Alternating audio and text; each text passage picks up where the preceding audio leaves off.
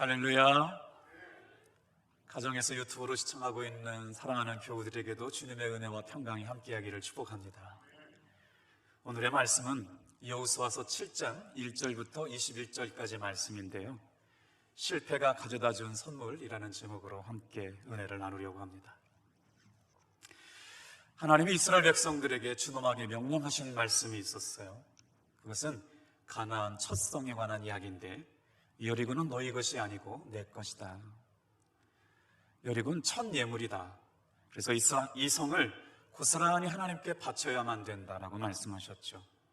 만약에 누구든지 여리고 성 안에 있는 물건에 손을 대면 화가 있을 거라고 말씀하셨어요. 그래서 여리고 성을 정복했어도 전혀 그 성의 물건에 손댄 사람이 없었습니다. 그런데 아간이라고 하는 사람이 막상 여리고 성에 정복해서 들어가 보니까 좋은 것들이 너무 많은 거예요.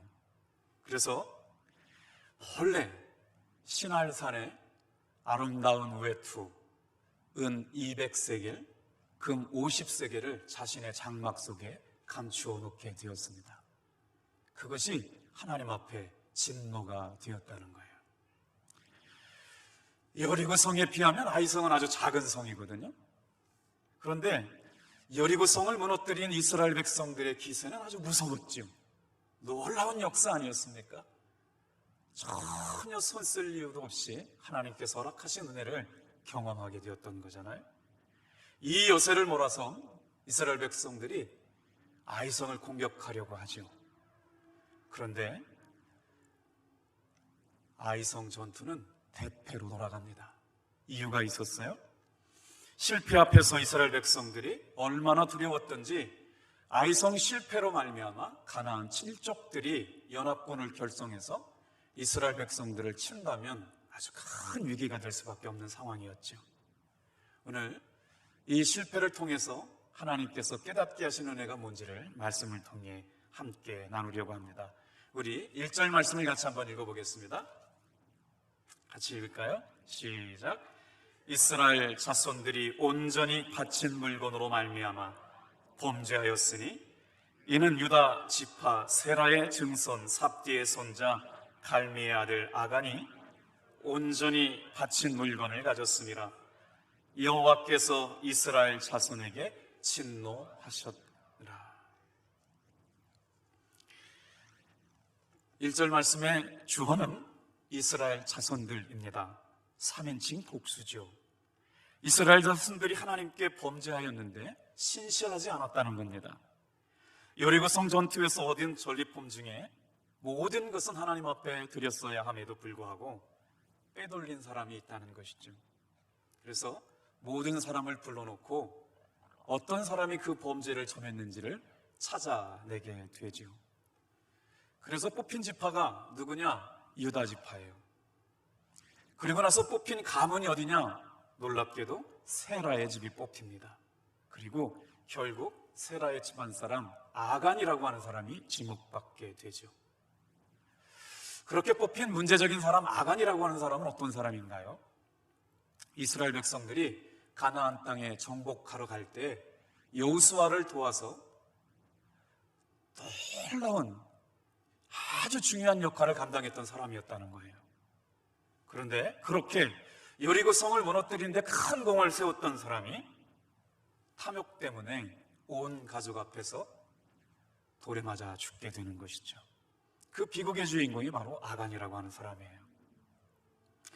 욕심은 사람을 불행하게 만듭니다. 재미있는 이야기 하나 들려드려 볼게요. 한 청년이 들길을 걷고 있었습니다. 한참 걷다가 길에서 요술램프를 하나 발견하게 되었는데 청년의 신기해서 요술램프를 문질러 보았답니다. 그랬더니 요정이 나타나서 말했대요. 소원이 있으면 딱 한 가지만 들어드리겠다고. 그때 청년에게는 3가지 소원이 있었어요. 뭐냐면 돈이 필요했고 여자가 필요했고 결혼을 해야 됐습니다. 이 3가지를 다 갖고 싶었던 청년이 말합니다. 돈, 여자, 결혼이요. 그랬더니 요술램프 요정이 소원을 들어줬습니다. 돈, 여자와 결혼하게 해줬어요. 정말 웃어주시는 성도님들께 감사합니다. 방송을 보고 계시는 사랑하는 가족들 여러분, 얼마나 마음이 무겁고 무거운지요. 그럼에도 불구하고 우리 믿음의 공동체가 늘 주님 안에서 기뻐할 수 있게 되기를 축복합니다. 용혜원 목사님이 쓰신 글 중에 욕심이라고 하는 글에 나오는 이야기예요. 성경 전체가 경계하는 말씀은 바로 욕망입니다. 원래 욕망이라고 하는 건 나쁜 건 아니에요. 어떨 때 경계해야 되느냐? 욕망이 탐욕으로 바뀌어가는 걸 경계하게 하십니다. 욕망이 탐욕으로 변질되는 것을 경계하고 욕망의 정체가 무엇인가를 알라고 하시는 말씀입니다. 그래서 이 말씀을 묵상하면서 우리 안에 있는 욕망의 정체가 무엇인지 드러나게 되기를 주님의 이름으로 축복합니다. 미국의 휘턴 대학교의 교수, 심리학과 교수님 중에 윌리엄 스트러더스라고 하는 분이 계시는데 흥미로운 연구 결과를 발표했어요. 그가 쓴 포르노그래피로부터의 자유라고 하는 논문에서 인간이 무엇인가를 볼 때 뇌에 기를 내게 된다는 말입니다. 그러니까 그것을 계속 보면 볼수록 뇌에 길이 나진다는 거예요. 도박 중독자들도 마찬가지거든요. 그러니까 청소년들이라든가 우리 성인들도 포르노그래피에 노출되고 그 음란 동영상에 노출되면 자극이 워낙 강해서 말이에요. 자꾸 머릿속에 기를 내게 되는 거예요. 끊고 싶은데 끊지 못할 정도로 뇌에 기를 낸다는 연구 결과를 발표했습니다. 우리가 보고 사는 것이 우리의 삶에 기를 낸다는 겁니다. 사랑하는 성도 여러분, 여러분 한 주간 동안 무엇을 보고 사셨습니까? 이제 한번 이스라엘 백성들이 실패한 이유가 무엇인지 말씀으로 한번 돌아가 볼게요. 아간이란 사람 마음속에, 그 사람 생각 속에 오직 시나이산의 아름다운 외토만 생각하고 살았던 건 아니었을까요? 오직 하나님의 은혜와 사랑은 잊어버린 채 전리품 가운데 금은 없나, 은은 없나, 내가 가질 만한 좋은 것은 없나 생각한 것이 탐욕의 길을 내었다는 겁니다. 자, 이 사실이 말이죠, 어떻게 드러나느냐? 우리 한번 다시 7장 1절 말씀으로 돌아가서 후반절을 좀 읽어볼게요. 이는 유다지파, 같이 읽을게요. 이는 유다지파 세라의 증손 삽디의 손자 갈미의 아들 아간이 온전히 바쳐진 물건을 가졌습니다. 여호와께서 이스라엘 자손에게 진노하였더라. 이스라엘 백성들은 하나님의 은혜로 살아가는 사람들인데 하나님께서 진노하셨답니다. 삽디의 손자 갈미의 아들 아간이 왜요? 온전히 바쳐진 물건을 손댔다. 우리 말씀을 보다 보면 아간 한 사람의 죄가 어디로부터 밝혀지기 시작하냐면 증조부부터 시작됩니다. 유다지파부터 시작되는 거예요. 세라의 증손, 삽디의 손자, 갈미의 아들 아간, 이렇게 되는 거죠. 증조부로부터 시작해서 모든 가족들의 이름이 낱낱이 적혀지고 있는 거예요. 이 말씀을 묵상하다 이런 생각이 들었어요. 가룟 유다만큼 성경에서 미움받고 있는 사람이 누굴까? 아마 아간 아닐까요? 그런데 가룟 유다는 증조 할아버지가 누군지 몰라요. 그런데 아간의 증조 할아버지는 아간의 범죄와 탐욕 때문에 성경에 이름이 기록됩니다. 어떻게 증조 할아버지부터 모든 가족의 이름을 적어놓고 하나님 앞에 탐욕 때문에 범죄한 것이 하나님의 진노를 가져왔는지를 알려주고 있습니다. 이것은요, 아간 한 사람의 죄는 한 사람의 죄로 끝나지 않는다는 겁니다. 가족의 죄라는 거예요. 그 사람과 연결되어 있는 가정의 죄라는 거예요. 이스라엘 전체가 범죄한 것으로 보고 계시는 거예요. 아간에게 임한 탐욕이 하나님에 대한 신뢰를 무너뜨렸기 때문에 한 사람의 문제가 아니고 가정의 문제였고 민족의 문제였다는 거예요. 사랑하는 성도 여러분, 교회 안에서 은혜 받은 말씀이 가정 안에서 들려지기를 축복합니다. 교회 안에서 시험된 얘기가 교회 가서 목사님 욕하고 교회 욕하고 성도들 욕하는 것이 말입니다, 그 한 사람의 죄로 끝나지 않고 가문의 문제가 되고 가정의 문제가 되고 민족의 문제가 될 수 있음을 기억하시길 바랍니다. 이거 여러분 심각한 문제인 거죠. 오늘 말씀을 보다 보면 평소에 듣지 못했던 문장이 하나 나오죠. 온전히 받쳐진 물건이란 게 뭘까요? 이 단어가 히브리어 원문에 봤더니 헤렘이라는 단어입니다.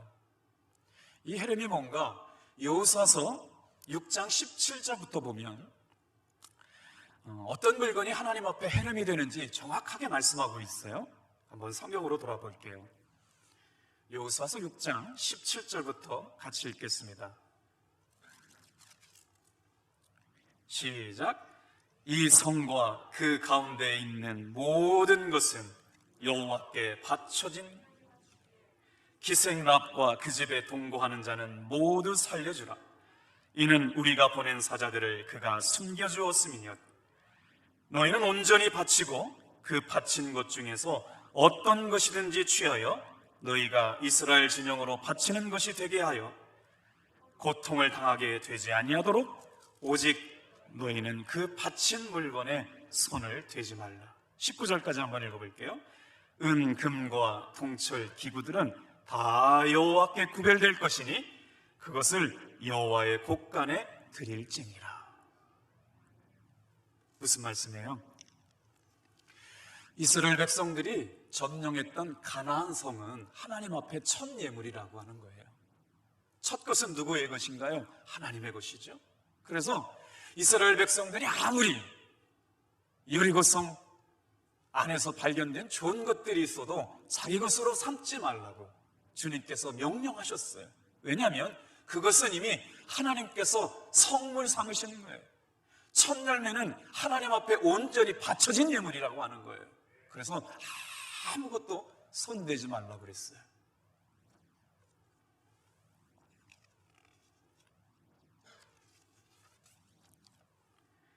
온전히 바쳐진 물건이 뭘까요? 신앙적으로 보면 이스라엘 민족이 온전히 바쳐진 민족입니다. 바쳐진 사람이 누구일까요? 레위지파 사람들입니다. 온전히 바쳐진 짐승은 무엇일까요? 아사셀 양입니다. 온전히 바쳐진 장소는 어디입니까? 성막 안, 성소입니다. 여러분, 우리는 오늘 주일 예배를 드리고 있습니다. 주일 예배는 주의 날입니다. 온전히 하나님 앞에 바쳐진 날입니다. 이 날은 거룩한 날입니다. 이 날은 나의 날이 아니고 주님의 날입니다. 그래서 우리는 정성을 다해서, 마음을 다해서, 힘을 다해서 하나님 앞에 예배합니다. 교회 와서 예배 드리고 싶어도 가정에서 예배를 드릴 수밖에 없는 사랑하는 성도 여러분, 그곳에서도 정성을 다하고 마음을 다하고 힘을 다하여 예배하면 성령 하나님께서 그 예배를 받아주실 줄로 믿습니다. 주의 날은 주님께 온전히 바쳐진 날이어야 합니다. 그래서 신앙의 선배들은 주일 성수를 목숨처럼 지켰습니다. 하나님의 것이 바쳐진 것입니다. 여러분, 하나님에게 바쳐진 것이 뭘까요? 물질이 온전히 하나님께 바쳐진 것, 10의 1조입니다. 하나님의 종은 하나님께 바쳐진 사람입니다. 온전히 하나님께 바쳐진 사람 말입니다. 이 말씀을 묵상하다 어떻게 이해하기 쉽게 설명할 수 있을까를 생각해 봤거든요. 자, 11조는 하나님 앞에 드려진 성물인데 이 11조를 드릴 수가 없었어요. 왜냐하면 너무 형편이 어려웠거든요. 그래서 어디다 두었어요? 내 통장 안에 두었습니다. 그랬더니 하나님께서 성물을 통장 안에 두었더니 어떻게 돼요? 그 통장 전체를 하나님께서 바쳐진 예물로 보시는 거예요. 드려진 예물로 보시는 거예요. 그것을 내가 쓰게 되면 어떻게 된다고요? 저주가 되게 되는 것, 이게 헤렘입니다. 함부로 손대면 안 되는 거예요. 하나님께 드리면 축복이 되고 내가 쓰면 저주가 되는 것, 이게 바로 헤렘인데 지금 아간은 하나님 앞에 온전히 바쳐진 예물을 자기 마음대로 쓴 것, 이것 때문에 하나님께서 진노하셨다는 겁니다. 사랑하는 성도 여러분, 오늘 우리가 예수님을 잘 믿는 믿음의 방법이 뭡니까? 하나님의 날을 거룩하게 지키시길 바랍니다. 하나님의 것을 거룩하게 여기시길 바랍니다. 하나님의 사람들을 존귀하게 여길 수 있을 때 여러분을 하나님께서 존귀하게 여기시게 될 줄로 믿습니다. 자, 이 말씀이 예레미야서 27장 28절에 나오거든요. 하나님을 섬기기 위해 봉헌된 것에 대하여 사람이든지 짐승이든지 재물이든지 간에 여호와께 바쳐진 것은 무엇이든지 하나님께서 가장 거룩하게 하셨다. 사랑하는 성도 여러분, 하나님께 온전히 바쳐진 것을 하나님께 드리면 축복이 되지만 그것을 내 지갑 안에 넣고 내 욕심 안에 넣어놓고 내 통장 안에 넣어놓는 것이 하나님 앞에 바쳐진 것을 온전히 바쳐지지 않는 것으로 말미암아 저주가 되는 예물 헤렘에 관한 이야기입니다. 결국요, 이 아간의 탐욕 때문에 죄가 어디에 임하느냐? 이스라엘 백성들 진중에 임하게 되는 것이에요. 한 사람의 실수가 이스라엘 민족 전체를 병들게 만들었다는 거죠. 몸의 일부만 아파도 전체가 아프잖아요. 그래서 하나님께서 여리고성을 정복하기 전에 여호수아서 6장에 말씀하시는 거예요. 여리고성 안에 있는 모든 물건은 하나님 앞에 온전히 바쳐진 예물이기 때문에 그것들은 하나님의 창고 안에 드리고 너희는 손대지 말라. 만약에 손대면 어떻게 되고요? 다 쳐서 불살르라고 말씀하고 있는 거예요. 하나님께 온전히 바쳐진 물건은 공동체로 들어오면 안 됩니다. 하나님의 창고 안에 보관되어야 하는 것이죠. 자, 이런 과정 가운데 이스라엘 백성들이 여리고성의 정복을 통하여 두 번째 성을 정복하려고 정탐꾼들을 보내게 되죠. 3절 말씀 같이 한번 읽어볼까요? 시작. 여호수아에게로 돌아와 그에게 이르되 백성을 다 올라가게 하지 말고 2,3,000명만 올라가서 아이를 치게 하소서. 그들은 소수이니 모든 백성을 그리로 보내어 수고롭게 하지 마소서 하므로. 아이성을 정탐하고 돌아온 정탐꾼들이 여호수아에게 보고합니다. 여리고성에 비교해서 아이성은 조그만 성입니다. 우리 군상 2,3,000명 정도만 보내면 손쉽게 이길 수 있는 성입니까? 온 백성을 보내서 수고롭게 하지 말고 여호수아요, 몇 명만 3,000명 정도만 보내주십시오. 결국 여호수아는 하나님께 기도하는 죄를, 하나님께 기도하는 일을 멈추고 정탐꾼들의 이야기를 그대로 듣습니다. 여러분, 여호수아가 해야 될 일들은 뭐였느냐? 늘 하나님께 묻고 기도하는 일이었어요. 오늘 사랑하는 성도 여러분, 어떤 일도 하나님 앞에 묻고 기도할 수 있는 여러분 되기를 축복합니다. 그런데 승리의 도취에 있었어요. 너무나도 큰 승리의 도취에 있다 보니까 그 다음 성은, 아이성은 너무나도 작게 보게 되었죠. 아주 얕잡아 봤어요. 그렇게 어떻게 돼요? 오늘 말씀을 보다 보니까 그래요. 여호수아의 실수는 전쟁에 실수한 것보다 신앙적인 실수가 있었다고요. 하나님 앞에 모든 일도 기도하고 묻고 아뢰었던 사람이 묻지 않고 일을 진행했던 것 때문에 실패를 경험하게 되었다고요. 그래서 또 한번 4절 말씀 좀 읽어볼게요. 같이 읽겠습니다. 시작. 여호수아는 백성 중 3,000명쯤 그리로 올라갔다가 아이 사람 앞에서 도망하니, 5절이요, 아이 사람이 그들을 36명 쳐 죽이고 성문 앞에서부터 스바림까지 쫓아가 내려가는 비탈에서 쳤으므로 백성의 마음이 녹아 물같이 되었다. 스바림이라는 단어가 채석장인데 말이에요. 세상에 아주 우습게 보고 얕잡아 봤던 아이 사람들 앞에 쫓겨가지고요, 귀한 36명이 죽고 이스라엘 백성들의 마음이 어땠느냐? 5절 말씀 보니까요, 당연히 이겨야 되는데 실패를 경험했던 이스라엘 백성들의 마음이 두려움에 휩싸이기 시작합니다. 전쟁에서 작은 실패도 큰 두려움으로 찾아오게 되잖아요. 그래서 성경 말씀 좀 보세요. 백성들의 마음이 물같이 녹아내렸다.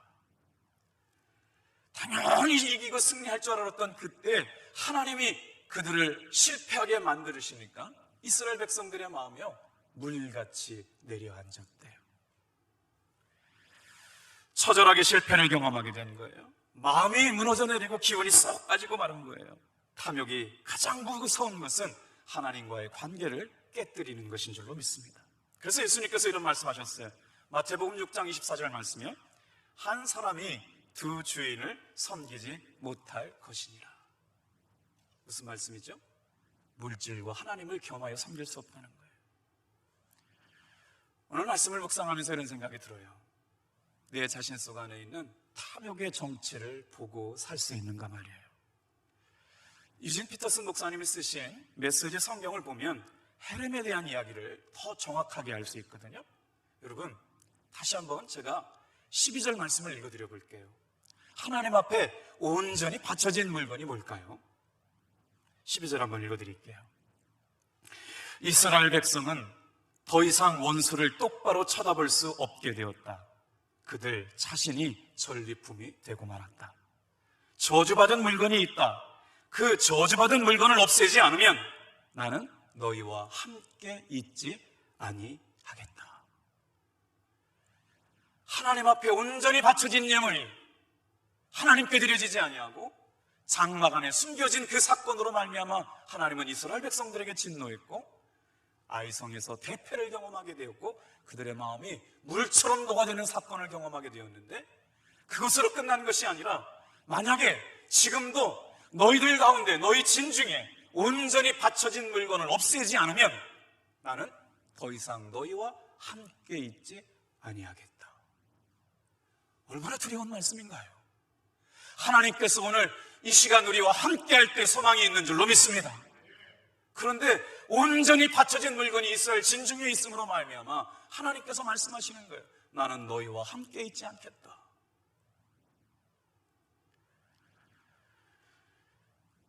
영어 성경에 탐욕이라고 하는 것이 너무나 관심이 가서 찾아봤죠. evil desire라고 써 있어요. 뭐냐면요, 악마적인 욕망이라고 하는 거예요. 결국 아간의 마음속에 임했던 것이 뭐냐면 악마적인 욕망으로 인하여 하나님을 신뢰하고 하나님이 먹을 것을 주시고 나의 삶을 인도해 주신다는 하나님을 믿는 믿음이 깨졌다는 거예요. 신뢰가 깨졌다는 거예요. 이스라엘 백성들에게 하나님은 진노가 내려지게 될 수밖에 없었다는 거죠. 여러분, 오늘 장로님 기도해 주신 대로 온 나라뿐만 아니라 전 세계가 지금 코로나19 때문에 두려워 떨고 있죠. 마태복음 10장 26절 말씀이 좀 계속 묵상됩니다. 제가 읽어드려 볼게요. 그런즉 저희를 두려워하지 말라. 감추인 것이 드러나지 않을 것이 없고 숨은 것이 알려지지 않을 것이 없느니라. 이때가 만약 하나님께서 감추어진 것을 드러나게 하시는 때라면 그 감추어진 것이 드러나는 때가 반드시 오면 여러분 두려움으로 기억하시길 바랍니다. 숨긴 것을 아무도 모르게 아간은 감추었지만 하나님은 알고 계셨어요. 아무도 모르게 슬쩍 했지만 숨긴 것이 드러날 때는 훔친 사람에게 고통과 아픔을 동반하고 찾아온다는 겁니다. 이제 여호수아가 왜 우리 민족 가운데 이런 어려움이 왔는지 사람을 찾아내기 시작해서 4번이나 제비뽑기를 하죠. 그때마다 아간을 향해서 점점 좁혀져 옵니다. 7장 14절 말씀이요. 메시지 성경을 한 번만 더 읽어드릴게요. 아주 굉장히 이해하기 쉽게 적혀져 있어요. 아침 일찍 너희는 지파별로 나오너라. 하나님이 지명하는 지파는 가문별로 나오고 하나님이 지명하는 가문은 가족별로 나오고 하나님이 지명하는 가족은 장정별로 나오너라. 저주받은 물건을 가진 것으로 밝혀지는 사람은 그의 모든 소유와 함께 불태워버려라. 그가 하나님의 언약을 어기고 이스라엘 가운데서 비열한 짓을 저질렀기 때문이다. 이 말씀을 읽으면서 이런 생각이 들었어요. 하나님께서는 이미 우리를 다 알고 계셨어요. 언제 감추었는지, 언제 탐욕이 임했는지, 언제 하나님 앞에 범죄했는지. 그것으로 인해서 하나님은 회개할 기회를 줬지만 아간은 숨기에 급급했죠. 그리고 나서 여호수아가 온 이스라엘 민족을 모아놓고 제비뽑기를 시작하죠. 4번이나 해요. 그랬더니요, 세상에 유다 지파가 드러났어요. 가문이 나왔어요. 가족이 나왔어요. 결국 아간이라는 이름이 지목되게 되었습니다. 제비를 뽑는 동안 회개할 기회가 있었을 것 같아요. 그러나 아간의 가족은 가족과 함께 악을 골짜기에서 돌에 맞아 죽습니다. 회개의 기회를 선용하고 붙잡으면 하나님께서 기회를 주고 살려주셨을 것 같은데, 회개의 기회를 놓쳐버린 사람들에게는 하나님의 징계는 정말 무서운 거였어요. 자, 그러다가 아간이 그렇게 탐했던 신할의 아름다운 외투가 뭘까 궁금해졌어요. 그래서 구약학자 위클리프라고 하는 사람이 쓴 주석을 좀 참조해 봤습니다. 신할 땅은 역사적으로 중요한 신학적인 배경이 있습니다. 자, 아간이 탐했던 신할 땅의 아름다운 외투가 어디 제품이냐? 바로요, 패역한 인간이 하나님 앞에 대항하여 싸워보겠다고 대적했던 바벨론 탑을 쌓았던 그곳이 바로 신할 땅이었다는 거예요. 성경의 이야기는 이렇게 반복되고 있어요. 그 신할 땅에서 뭘 만들었느냐? 정확히는 설명할 수 없지만 전부를 금실로 짠 매우 값진 수놓은 옷인 것 같다. 옷을 만들었는데 술을 놓아가지고 만든 거예요. 금실로 술을 놓아가지고 만들었다는 거예요. 그래서 값으로 따지면 얼마쯤 될까? 한 400~500만 원쯤 된대요. 하나님 앞에 대항하여 싸워보겠노라고 인간들이 하나님을 대적했던, 싸웠던 땅, 바벨탑을 쌓았던 그 땅, 신할 땅에서 아간이 다시 욕망을 통해 하나님을 대적하고 있는 거죠. 신할 땅은 음란의 도시였어요. 교만의 도시였어요. 봤더니요, 재물의 신 만문이 다스리고 있는 땅이었다고 그래요. 하나님을 거역하는 죄악의 도시를 상징하고 있는 땅, 그 땅이 바로 신할 땅인데, 거기에서 생산된 제품이 신할의 아름다운 옷이에요. 금으로 만들었대요. 금실로 술을 놓았다는 거죠. 그리고 나서 아간이 탐했던 은 말입니다. 200세겔이요. 신약성경 기준으로 볼 때 1세겔을 하루 노동자의 인건비라고 보면 얼마 정도 될까요? 제가 계산해 보니까 은 200세겔은 한 600만 원 정도 되는 것 같아요. 일당을 한 10만 원으로 계산했을 때. 금 50세겔을 일당으로 계산하면 한 1000만 원 정도 되는 것 같아요. 그러니까 일당을 20만 원으로 계산하면 한 4천만 원 정도의 물건을 훔친 거고, 일당을 10만 원으로 계산하면 2천만 원 정도의 물건을 아간이 훔친 거예요. 사랑하는 성도 여러분, 아간은 지금 무엇을 바라보고 있었을까요? 결국 아간만의 이야기는 아닐 것 같아요. 사랑하는 성도 여러분, 하나님은 우리로 하여금 하나님의 은혜 바라보고 살기를 원하고 계시는 줄로 믿습니다. 근데 아간의 마음속에 탐욕이 임하고 나니까 욕망이 육심으로 바뀌어져서 하나님이 기뻐하시지 않는 삶을 살아내게 되셨어요. 이 말씀을 묵상하면서 이런 생각 들지 않았어요? 다 같이 한번 따라합시다. 감사하고 살면 은혜가 유지되지만 감사를 잃어버리게 되면 탐욕이 찾아온다. 그래서 탐욕은 하나님을 잃어버린 마음이에요. 하나님이 나에게 먹을 양식을 공급해 주시고 내 삶을 책임져 주시겠다는 믿음이 깨져버린 단계 말이에요. 자, 그럼 이 말씀은 이렇게 저주와 실패로만 끝날까요? 그렇다면 실패한 인간이 회복할 수 있는 길은 없을까요? 오늘 말씀을 묵상하면서 그 단어를 찾아보기로 했습니다.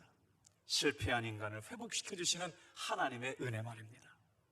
오늘 이 예배를 드리고 있는 사랑하는 성도 여러분, 하나님께서 실패한 인간들에게 만나주시는 은혜가 있음을 믿으시길 바랍니다. 자, 이제 6절부터 한번 돌아가 볼게요. 6절입니다. 시작. 여호수아가 옷을 찢고 이스라엘 장로들과 함께 여호와의 궤 앞에서 땅에 엎드려 티끌을 뒤집어 쓰고 점을 노르겠다가, 회복하는 길은 회개하는 일밖에 없습니다. 아이성 전투에서 참혹한 실패를 맞이한 이스라엘 백성들이 여호수아와 함께 다 같이 모여 티끌을 뒤집어 쓰고 앉아 있습니다.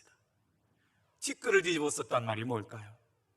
실패를 통해서 우리들의 연약한 죄악의 모습을 봤다는 것이죠. 그랬더니 하나님의 말씀이 임해요. 실패하고 좌절하고 넘어졌던 자리에 하나님이 말씀으로 찾아와 주십니다. 그리고 회복시켜 주시는 은혜가 시작되는 것이죠. 하나님의 은혜는 늘 회개하는 사람들에게 주시는 은혜인 줄로 믿습니다. 자, 회복시켜 주시는 말씀이 어떻게 찾아왔어요? 10절 말씀을 같이 한번 읽어볼게요. 10절이요. 시작.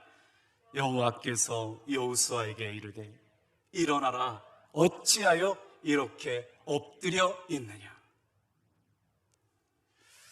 제가 이 말씀을 읽고 또 읽고 또 읽고 하면서 굉장히 마음에 힘을 얻었어요. 여호와께서 여호수아에게 이르시되 일어나라, 어찌하여 이렇게 엎드려 있느냐. 여호수아는 자신이 믿음으로 살지 못했음을 깨달았습니다. 말씀에 순종하지 못하고 살았음을 깨달았습니다. 그리고 하나님 앞에 죄를 뒤집어 쓰고 회개하는 순간 주님의 말씀이 찾아온 거예요. 일어나라. 하나님의 사람들은 실패를 통해서 하나님께서 깨닫게 하시는 은혜를 선물처럼 받게 될 줄로 믿습니다. 여러분, 제가 이 본문을요 읽고 또 읽다 한 히브리어 한 단어를 발견하게 되었거든요. 구약 성경에 세상에 몇 번이나 나오느냐? 630번이나 나오는 단어를 발견하게 되었어요. 자, 여기에서 일어나라 라고 하는 단어가 히브리어로 쿰이라는 단어예요. 언제 성경 안에서 일어나라고 말씀하셨을까요? 잘 기억하셔야 돼요. 하나님께서 실패한 인생들에게 찾아와서 말씀해 주시는 단어 쿰. 수많은 믿음의 사람들이 넘어지고 수많은 하나님의 사람들이 실패했을 때 다시 회개하고 엎드려 있는 자리에 말씀으로 찾아오셔서 하시는 말씀 쿰. 일어나라. 일어서다, 세우다. 실패했던 그 자리, 넘어졌던 그 자리에서 쿰. 다시 일어나라. 하나님은요 회개하고 돌아서서 하나님 앞에 기끌을 뒤집어 쓰는 마음으로 살고 있는 이들에게 일어서게 하여 주실 줄로 믿습니다.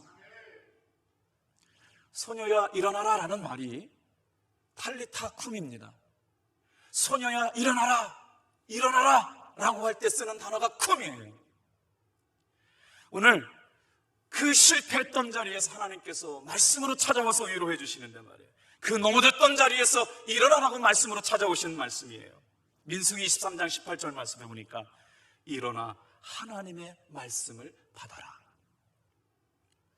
오늘 온전히 납작하게 엎드려서 하나님의 일하시는 일만을 바라보며 살아가는 우리들에게 주님께서 다시 한번 일어나라고 말씀 주시는 줄 믿습니다. 자, 창세기 9장 11절 말씀해 보니까요, 내가 너희와 함께 내 언약을 세우리니 라는 말씀을 쓸 때도 세우다 라는 단어가 원문의 쿰이었어요. 여호수아서 7장 13절 너는 일어나서 백성을 거룩하게 하여. 일어나서 라고 하는 단어가 쿰입니다. 열왕기상 8장 20절 내가 여호와께서 말씀하신 대로 내 아버지 다윗을 이어서 일어나 이스라엘 왕이 앉았고 이스라엘 하나님 여호와의 이름을 위하여 성전을 건축하고. 여기에서 하나님의 성전을 건축했던 솔로몬에게 일어나서, 이어서 라고 하는 이 단어가 쿰입니다. 시편 3편 7편 말씀 여호와여 일어나소서 하나님이여 나를 구원하소서 라고 말씀하셨던 그 단어도 바로 쿰입니다. 여러분, 경건한 사람들이 말이에요, 하나님께 기도할 때 뭐라고 기도했다고요? 주여 우리의 삶을 돌아보시고 우리를 구원하여 주소서 라고 기도했던 단어가 쿰입니다. 바로 지금이 하나님 앞에 믿음을 가지고 일어나게 해달라고 기도할 때인 줄로 믿습니다. 그럴 때 어떻게 돼요? 먼저 선행되어야 될 것들이 하나님 앞에 우리의 잘못을 회개하는 것이죠. 죄를 뒤집어 쓰는 거예요. 주여 우리를 구원하소서 기도하는 일인 줄로 믿습니다. 그럴 때니 말씀으로 찾아오시는 거예요. 여러분, 위로가 되지 않으세요? 여호수아야 너희가 어찌하여 이렇게 엎드려 있느냐. 합동교회 성도들아 너희가 어찌하여 이렇게 엎드려 있느냐. 사랑하는 아들들아, 사랑하는 딸들아, 한국교회야 너희들이 어떻게 이렇게 엎드려져 있느냐. 라는 말씀으로 들리지 않으세요? 그래서 이 말씀을 준비하면서 이런 은혜가 찾아왔어요. 한국교회여 일어나라. 할렐루야. 답동교회여 일어나라. 사랑하는 성도들이여 일어나라. 회개하고 자복하고 주님 앞에 돌아옵니다. 내 힘 가지고 살 수 없는 하나님의 사람들이 주의 은혜로 살겠습니다. 기도하지 않고 탐욕 가운데 있었던 우리의 죄를 용서하여 주옵소서. 죄를 뒤집어 쓰고 기도했던 이스라엘 백성들에게 주님이 말씀으로 찾아오십니다. 쿵 일어나라. 원래 이스라엘 백성들은요, 하나님이 먹을 것 주시는 것 god고 살았던 사람들입니다. 하나님의 백성들은 하나님이 갈 길을 가르쳐 주시는 것 따라 순종하며 살았던 사람들이었습니다. 그런데 탐욕이 임하고 나니까 어떻게 됐다고요? 자기가 자신의 삶을 개척하고 살아보려고 돈도 훔치고 또 훔쳤다는 거죠. 어떻게 해요? 주님을 신뢰하지 못했어요. 어떻게 살아가야 할지 모르고 방향을 잃어버리고 났을 때, 그때 하나님 앞에 회개하고 돌아오면서 주여 내 영혼을 구원하여 주옵소서 기도하는 사람들을 일어나게 하신 하나님의 은혜, 오늘 이 말씀을 듣고 계시고 예배로 시청하고 계시는 사랑하는 성도 여러분에게 임하게 될 줄로 믿습니다. 그랬더니요, 여호수아가 그 말씀을 힘입어서 힘을 얻어서 이스라엘 백성들에게 선포합니다. 오늘 이 예배 가운데 은혜 받은 성도들이 은혜를 나눌 수 있는 여러분 되길 바랍니다. 지금 온 나라가 부정적인 얘기밖에 없잖아요. 13절 말씀이요, 여호수아가 10절의 말씀을 받고 이스라엘 백성들에게 이렇게 예언하기 시작하죠. 13절 말씀 같이 한번 읽어볼게요. 자, 앞에만 읽어볼게요. 시작. 너는 일어나서 백성을 거룩하게 하여 이르기를 너희는 내일을 위하여 스스로 거룩하게 하라. 이스라엘의 하나님 여호와의 말씀에 이스라엘아 너희 가운데 온전히 바쳐진 물건이 있나니 너희가 그 온전히 바친 물건을 너희 가운데서 제하기까지는 내 원수들을 앞에 능히 맞서지 못하리라.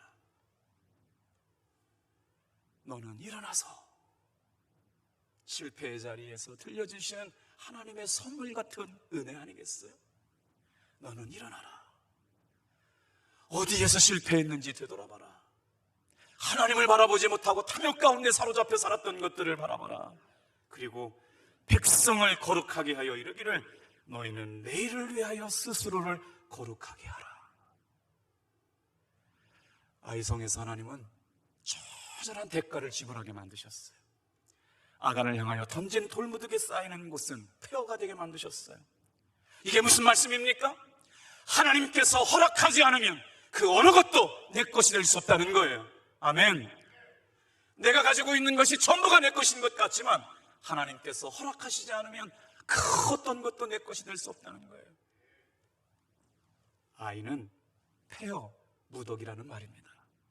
아간은요, 이름 뜻이 괴롭히는 자, 근심이나 두통거리를 가져오는 자라는 이름을 뜻을 갖고 있어요. 그럼 아골 골짜기는요, 괴로움의 골짜기였다는 거예요. 여러분 보세요. 아이성은 뭐예요? 탐욕 때문에 폐허가 되어버렸습니다. 이스라엘 백성들의 탐욕 때문에 폐허가 되어버렸어요. 아간은 누구예요? 그 사람의 탐욕 때문에 민족이, 가문이, 가정이 다 괴롭게 되었어요. 남을 괴롭히게 만들었어요. 근심과 두통거리가 되었대요. 그리고 그는 아골의 골짜기에 돌무더기로 남게 되었어요. 괴로움의 골짜기에 폐허로 남았다는 것이에요. 탐욕의 결과는, 하나님 앞에 온전히 바쳐진 것에 대한 탐욕의 결과는 이렇게 무서운 것이었어요. 저와 여러분들이 아가님을 회개하고 고백할 수 있는 사순절 기간 되기를 축복합니다. 다 같이 한번 따라해 보실래요? 회개하는 것도 믿음입니다. 회개하는 것도 믿음이에요. 왜 회개하게 되었어요? 자신의 죄가 깨달아졌기 때문이죠. 그래서 믿음은 과정이라고 합니다. 몇 번 넘어져요. 잘못된 것을 깨닫고 나면 하나님께로 돌아와야 합니다. 하나님의 품으로 돌아오는 이 넘어짐의 시간이 선물처럼 다가오게 될 줄로 믿습니다. 하나님의 손잡고 일어서는 여러분 되기를 축복합니다. 자, 그래서 이 말씀을 통해서 묵상하다가 하나님, 이 실패를 통해 깨닫게 하시는 선물이 뭘까요? 생각해 봤거든요.